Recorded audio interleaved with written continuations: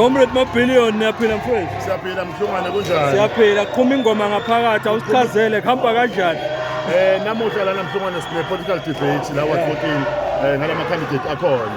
Candidate le-MK, candidate le-AFF, candidate le-ANC. So sibayi 4 inhlangano kodwa le leyo inhlangano ithe cha ingeni yona. Yiphi lengangeni? Independent ithe ingeni yona. Wayiphi? Shothi namhlanje kodwa ke into engithusa kakhulu ukuthi naphakathi bathi umshini wami bacula ingoma kaMsholozi, so that shows ukuthi wonke umuntu umthanda kanjani baba uNcamalala. It shows ngithi bamthanda kanjani. Ngithi ngisazobuza wona ngoba ku9 EFF yangena la kodwa ingoma bayicula yithi bacula ingoma kaMsholozi kanjani kwenzakala wonke umuntu uMK baba uMkhonza mawuhamba nje umhlaba wonke because zikhona zonke ezinye izingoma kodwa ingoma bayiculayo bathi umshini wami. Ngibona gita nomeya mina. Ubokwazi ukuthi wonke umuntu uMK emhlabeni. Ngibona gita ngeke uqule ingoma kaZuma. Ngeke uqule ingoma kaZuma ungasi MK. Ngeke uqule ingoma kaZuma ungasi MK. uComrade uSirili upresident akwazi umuzwa ucula le ngoma. Kodwa ama comrade akhe ayiqula. Futhi ke la ngaphakathi banabo konakele ngapha. Hayi siyabonga Comrade soxoxa kahle after. All right.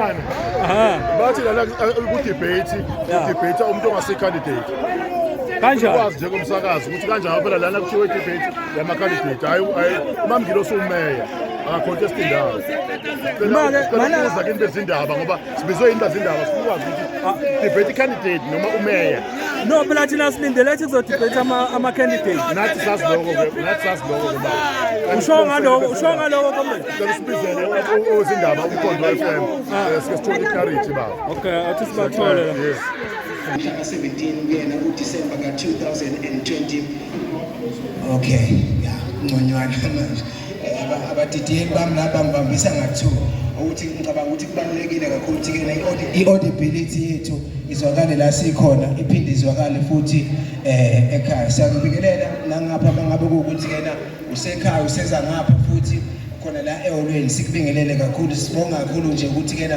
uyingqeyalo uhlelo sigeqa amagula kusukela ngehora lesithupha kuze kubumbane ihora lesikhombisa sesisele namanenjana nje imizuzu kube ukuthi-kena siyaliphothula uhlelo kodwa-ke sisaqala ngapha so sicela ngempela isikhathi lapho ekhaya ukuthi-kena usibekezelele emlaleli ngenxa yokuthi-kena uma siphumele ngaphandle umuntu uyabhekelana ney'nselele ey'hlukahlukene kodwa-ke sizoba nazo-ke iy'nhlangano zethu njengoba sazi ukuthi-kena zikhona izimeme i-ANC ngezinye zezinhlangano ikakhulukazi ezike zaliphatha iwadi leli sekulona okuwadi 14 ngaphambilini so khumbula ukuthi-kena kuza lokhu nje kunama-by-elections ingoba wadeclara u-IEC emva kokudlula emhlabeni ngokukhulu ukuzuma kwamnumzane uVilakazi owayeyena-ke ukhansela kwalo iwadi uzokhumbula-ke ukuthi-kena umnumzane uVilakazi kumphethe nje iwadi mlaleli lapho ekhaya ney'cukuthwane zami ezithamele khona la eholweni umnumzane uVilakazi undlula nje wayeliphethe nge-independent ngithi iwadi leli la kuwadi 14 iwadi leli kakhulukazi ekuthakasela kakhulu ipolitiki yakhona mangake sikulandele nje kakhulu ngepolitiki yakhona kuwadi 14 iwadi eli-active kakhulu noma sithi iwadi elithokozelwa kakhulu amaqembu ahlukahlukene nawo lawa esiwamemile futhi njengoba sibala ukuthi amaqembu ahlukahlukene ngicabanga ukuthi sizozwana kahle nomlaleli ekhaya mangabe kuwukuthi siyabekezelelana nangapha eholweni besakhuluma ngomlando wayo uward 14 ke ngaphambili wawubuswa ikakhulukazi iyona i-African National Congress kwase kwaba ukuthi-ke iyalahlekela iwadi yokwelala phana kwi-independent kodwa-ke ukuze sizokhona ukuthi-ke siqale kahle uhlelo lwethu ngizocela nje iy'cukuthwane noma abantu esibamemile ukuthi inhlangano nenhlangano isilethele labo bantu labo ebathembayo ukuthi-ke bazoba ngapha ngaphambili ukuze sizokhona ukuthi sikhulume ngiyacabanga ukuthi-ke kuzocaca kaludlwana ukuthi-ke inhlangano nenhlangano izivezele yona umuntu ozoyimela la ngaphambili ngizocela ukuba siye laphana kwinhlangano Economic Freedom Fighters ngoba nayo sisendelile isimemo siyadingisa ukuthi i-Economic Freedom Fighters oyimele kuyona inkulumo mpikiswano eze ngapha ngaphambili so that abantu bezombona uma ngabe kuwukuthi banembuzo bakhona futhi ukuthi-ke babeke leyo mbuzo olandelayo siyadingisa ukuthi-ke i-African National Congress nayo futhi ilethe umuntu ngaphambili siyadingisa-ke futhi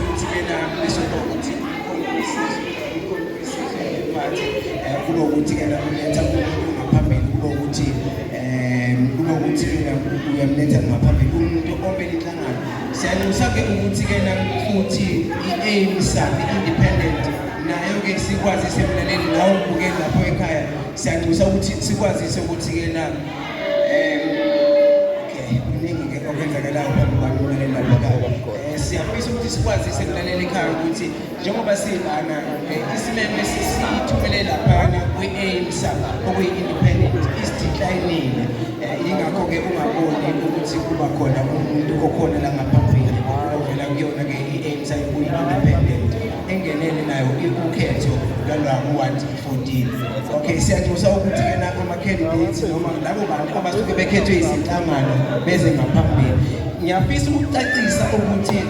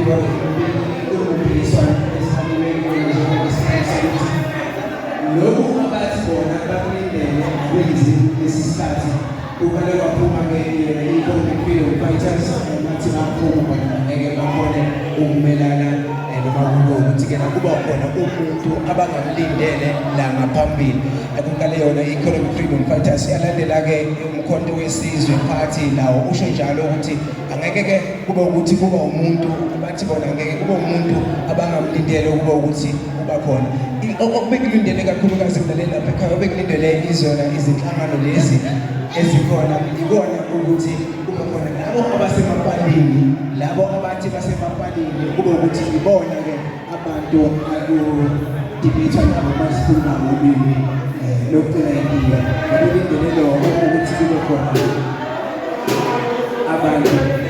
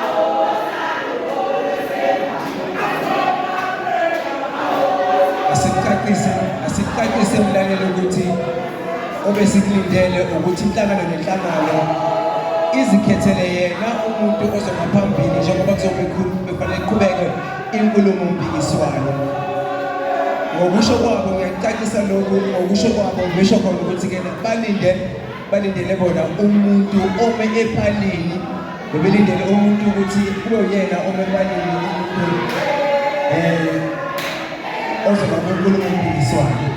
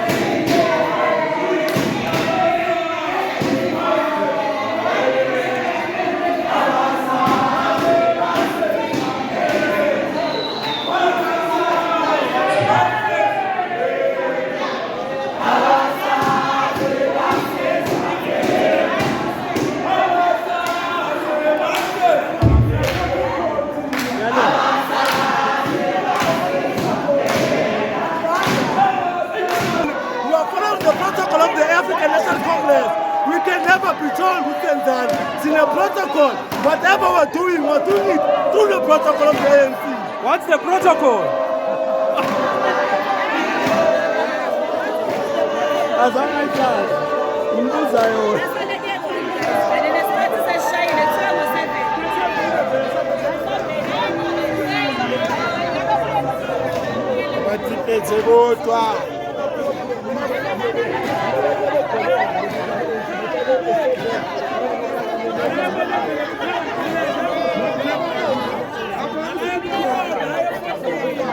problem yethu ukuthi angeke sivume as-EFF ukuthi umeya debate nama-candidate.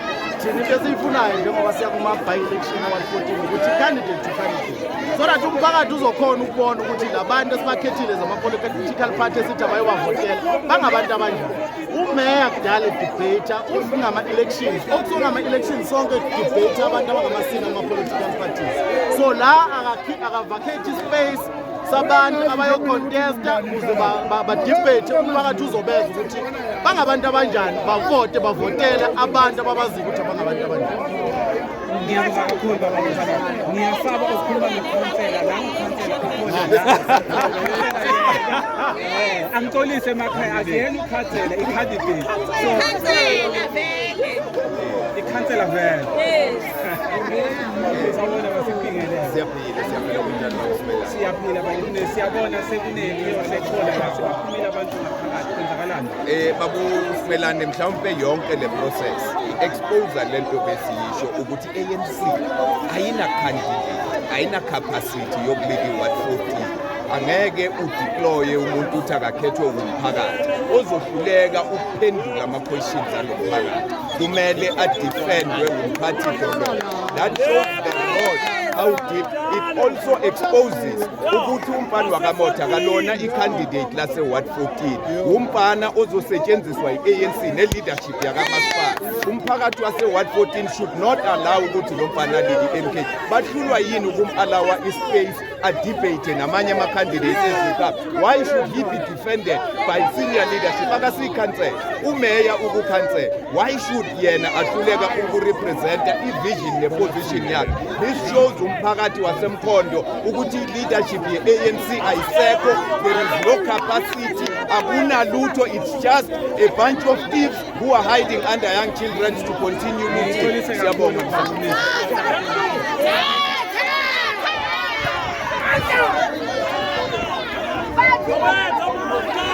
Interview man. Interview. Mbambe man.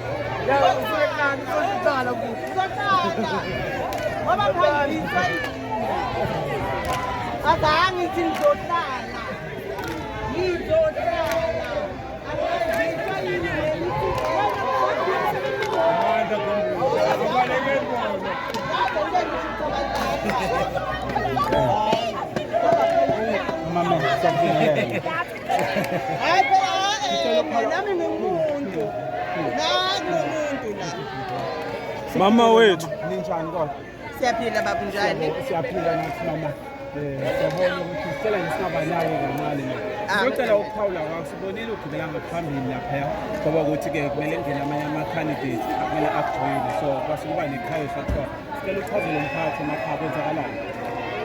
Asibingelele msakazi, sibingelele nabalaleli emakhaya.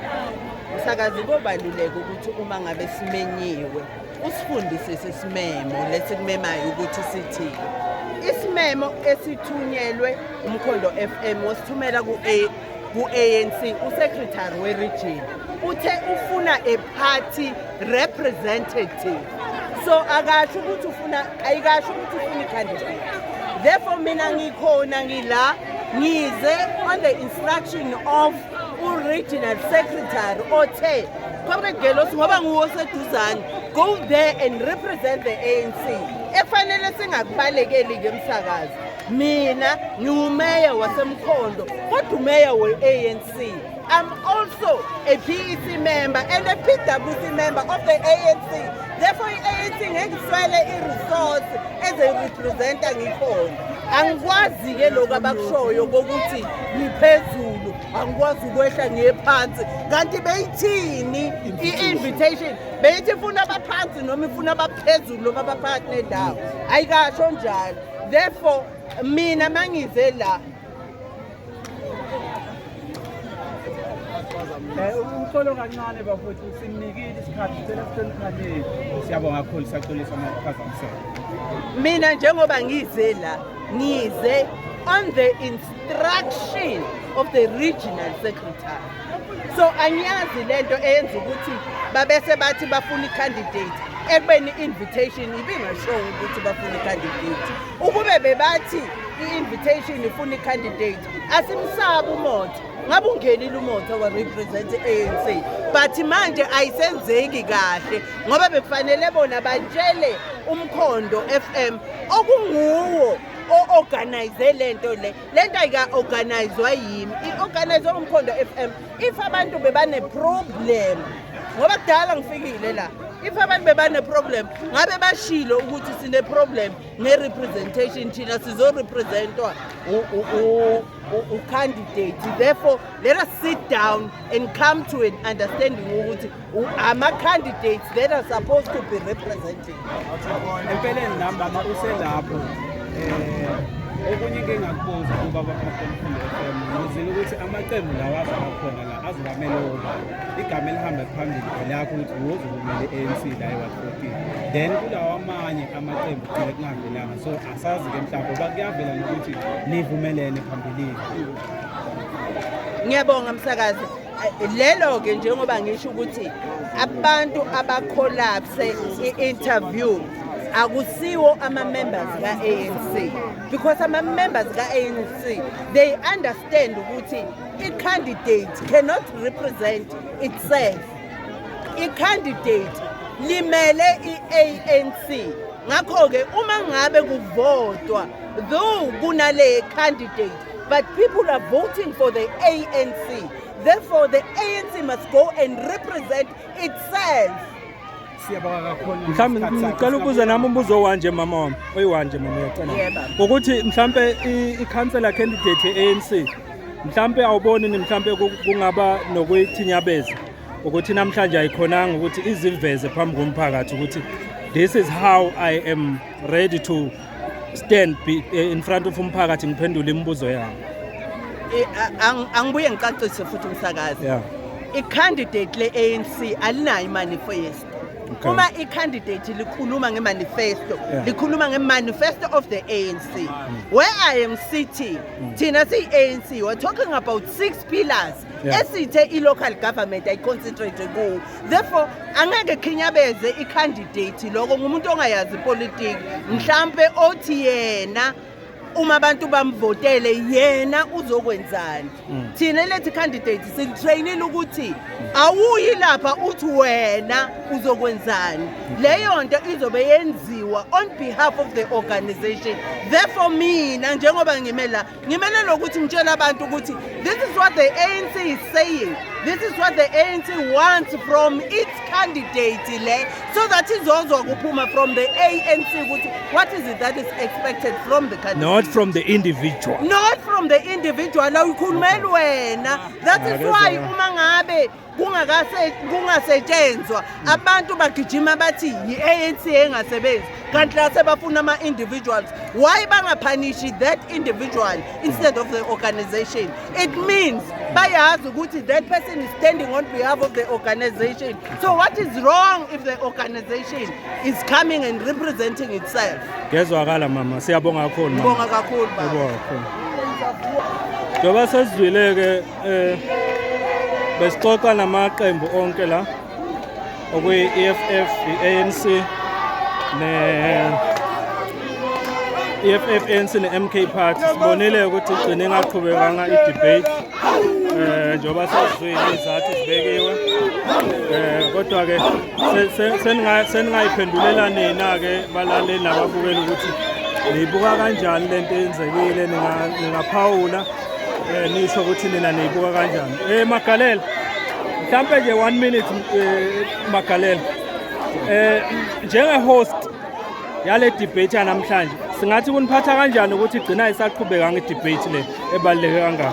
No, siyabonga ithuba kakhulu mkhonto kwethu. Kusiphatha kabi kakhulu ukuthi i-debate asaqhubeka ngendlela bekufanele kube ukuthi iqhubeka ngayo. However, I want to indicate to all political parties that we invited ukuthi we are not the ones abakhethayo ukuthi i-political party mangabe kuwukuthi iyeza izodebate ngobani. We just invite a political party to a political debate. Not to say ayikhethe kufana nokuthi ke naloko sesikhethela umuzi wakwamthetho ukuthi awulethe isibanibani basemdini. And another thing, i-MK ne-EFF bangabantu abashilo ukuthi asifuni umuntu oyisini, sifuna umuntu othi yena uyi-candidate la. Bebe-expecte lokho bona ukuthi kena kube yi-candidate ezayo ezorepresenta inhlangano kwi-debate. Njengoba ngifuna uku-emphasize futhi, we are not the ones to decide. As a radio station, we are not the ones to decide ukuthi kena inhlangano kwi-debate ilethwa ngubani. Even on the letters that we wrote, I wrote the letters, the invitational letters engiwabhalile. So azange si-indicate ukuthi ngubani ozayo, yabo. So ilapho nje from my side disappointed kakhulu ukuthi kena after umsebenzi esiwenzile azange saqhubeka ngendlela ebesifisa ukuthi kena kwenzeke. Hayi siyabonga Magalela. Siyabonga kakhulu. Yes, sizwile-ke ama-host ale debate Umkhondo FM bechaza ukuthi ba-disappointed ukuthi i-debate ayisaqhubekanga kodwa futhi at the same time abazizwa mhlawumbe benephutha ngokwenzekile la ngoba iy'ncwadi bayibhalile basho ukuthi ama-political party angaletha ama-representatives. So bebanganayo-ke bona ini bebanganayo amandla ukuthi bakhethe ukuthi iphathi ngaletha ubani nje besechazile. So asazi-ke ukuthi umphakathi uyoyibuka kanjani le ndaba nje bakuyiwa kuma-by-elections ukuthi indaba ihambe ngale ndlela. Sesiyozwa ngani ukuthi niyibuka kanjani nina le nto ukuthi namhlanje i-debate ebesinimeme kuyo ayenzakalanga ngenxa yokuthi i-ANC ilethe umeya kwaba nesikhalo ukuthi umeya ngeke azarepresente ilokhunjani i-ANC ngoba la bekulindele ukuthi kuze candidate ye-Ward 14 okuyiyona umphakathi bofuna ukuyizwa ukuthi ithini. Bakuphikisile ke lokungena kukameya nje basizula be-MK nabe-EFF. Angazi nizophawula ke ngisho ukuthi nikubuka kanjani lo. Besikhona isidingo sokuthi MK ikhale ne-EFF ikhale ngokuthi kuzumeya noma cha. Nokuthi ke ingabe i-ANC kumele isolo yini. Sesiyozwa ngani kuma-comments ke bafethu. Umfoka Mkhonza lo ngizoyibamba ke khona la. Sengiyolinda nina kuma-comments wenu siyabonga kakhulu. Mfowethu uyaphila comrade? Ngiyaphila comrade. Siyaphila. Uyimember yase 114 i-debate ayisenzakalanga namhlanje. Sicela uphawule nje ukuthi uzizwa kanjani. No, ungabe khona we-debate mfowethu emsakazo wami. Mina njengami nje kungiphathe kahle njengomhlalo wase-14. Cause phela umsakazi asikwazi phela ukuthi kube nama-by-election e-Ward 14 umsakazi. Bese kunama-candidates akhethiwe. Sine-EFF, sine-ANC, sine-AMZA, sine-MK. So onke lamahlanganiso lezi zikhethe zakhetha ama-candidates wabo. So sekunama-candidates umameya akakwazi ukumela i-ANC umameya. Umamgilosi akakwazi ukupresenta i-candidate ekhethiwe. So msakazi that's why sikhathelile lelo. Uma umgilosi bekumele yena makafika lana azo-observe nothi ukuthi azo-presenta ikhansela elikhona, i-candidate ekhona. So umamgilosi yena ufuna ukupresenta i-candidate ne-ANC ekhethiwe. So that's why sikhathelile. Manje ningathini-ke kumamembe e-ANC mhlawumbe azothi nibe amagwala nisabumeya? Yabona nje kuma member ANC amagwala siyohlangana ngolosithathu uma sekuvota from 15 sesiyazi ukuthi kunabantu ababarejistile kuzoboshwa abantu bazoboshwa because barejiste abantu abangahlale Ward 14 from 15 uma special vote kuzovota abantu base 115 kuzobe sizosihamba namaphoyisa sihamba no-IEC sihamba nawo zonke inhlangano sihambele labo bantu ababhalisele i-special vote isiteshi sizosivala isiteshi until ngelona nge-16 nge-17 sivote akezwa kahle futhi siyabonga ngiyabonga khoma ya imember lase Ward 14 ngele elichazayo nalo ukuthi lizizwa kanjani ngalokho kwenzekile la. Asibonga ke bafowethu.